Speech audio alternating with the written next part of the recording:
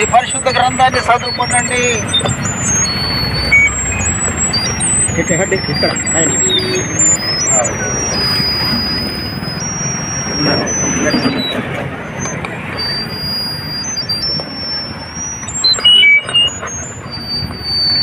హల్లెలూయా.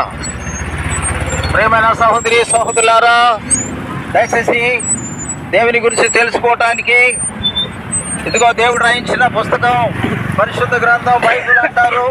ఈ బైబిల్లో దేవుని గురించి తెలుసుకోవడానికి మరి ఎంతో జ్ఞానం దేవుడిచ్చాడు. ఈ లోకంలో అనేక పుస్తకాలు రచించబడ్డాయి కనుక అవి కూడా చదువుతున్నాం కనుక ఈ పుస్తకం కూడా చదువుకొని మన ఆత్మ జీవితాన్ని కట్టుకోవాలని ఈ ఉచితంగా ఈ బైబిల్ పుస్తకాన్ని ఇస్తున్నాము.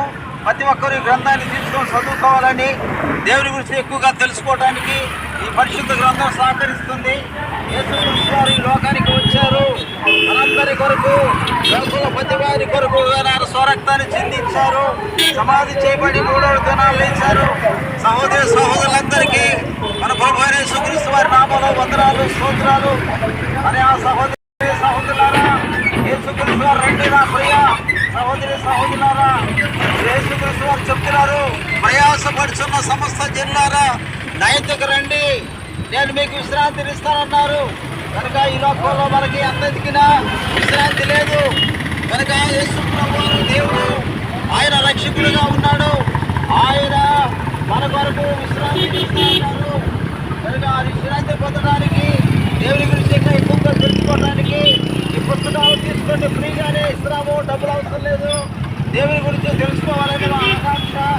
అందుకోసమే దేవుని మాటలు ప్రకటిస్తున్నాము. ఈ పుస్తకాలలో, ఈ పరిశుద్ధ చిన్న గ్రంథంలో లోకంలో ఉన్న విషయాలన్నీ దేవుడు రాసిపెట్టారు. కనుక ఈ లోకంలో ఎన్నో సైన్స్ చదువుతున్నాము, ఎన్నో సంవత్సరాలు చదువుతున్నాము ఉద్యోగాల కోసం.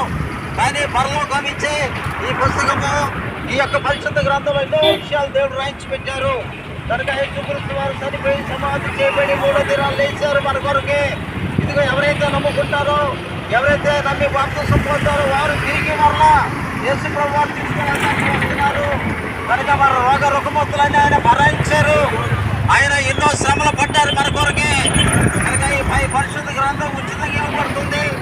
ప్రభు రాకడ సమీపంగా ఉంది. సహోదరి సహోదరు